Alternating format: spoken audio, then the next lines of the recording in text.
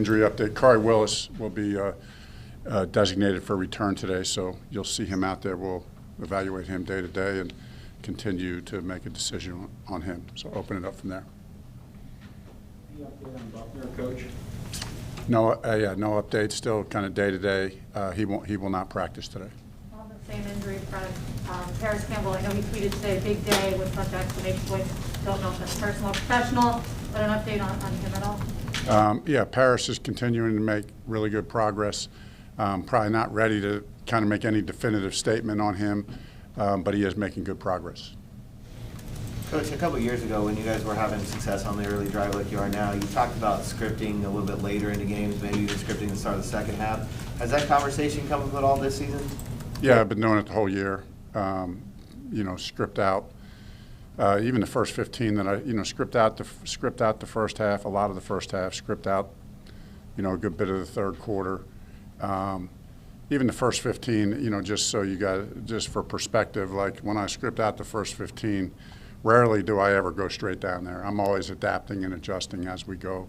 Same thing with the second 15. We get in there at halftime and talk it through, say, hey, here's what I put together, here's what we put together, what do we like, what do we still, what don't we like, add things. So I think it's a good practice. It's a good discipline to keep with it.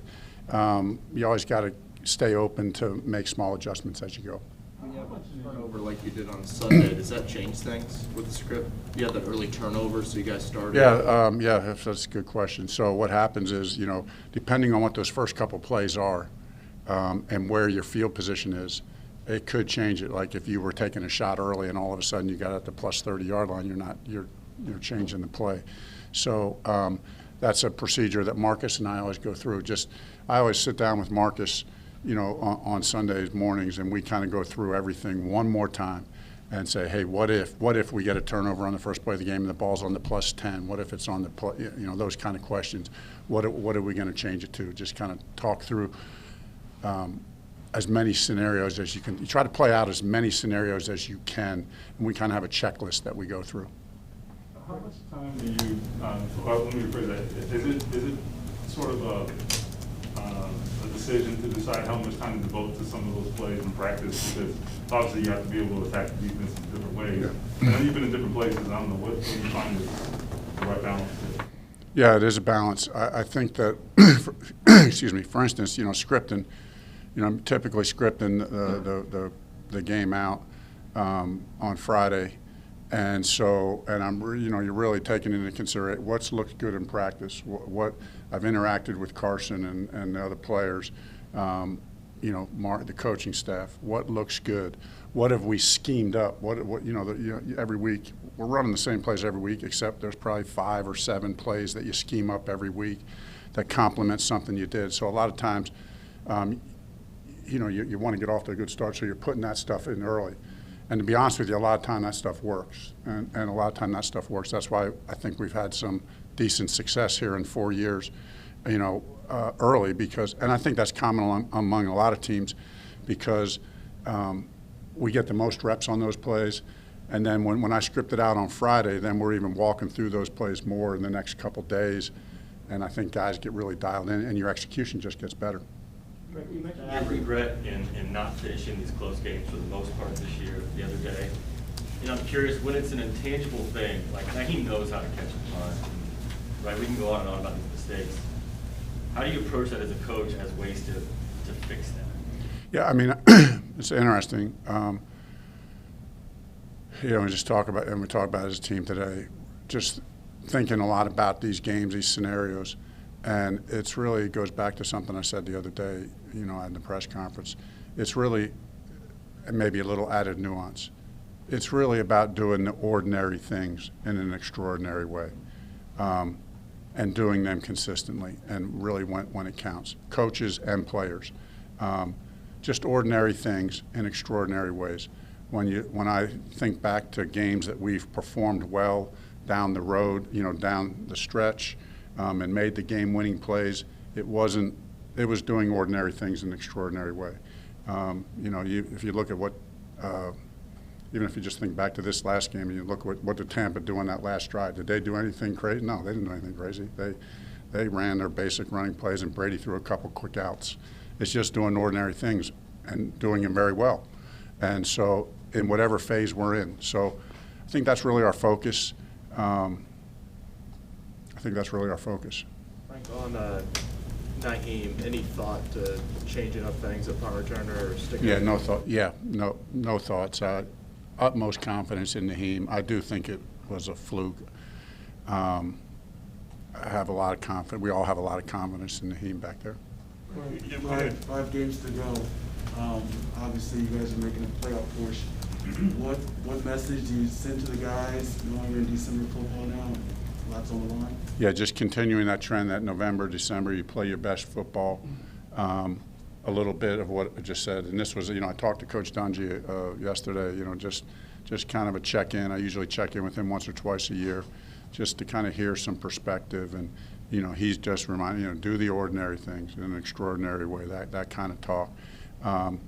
And just do it consistently. Coaches, players, just keep doing it consistently. Keep preparing.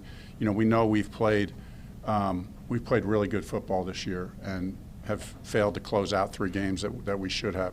So, our perspective is, if we keep getting better, we believe that in this final 5, we acknowledge it today. The margin of error in these last 5 games is slim. It's a slim margin of error.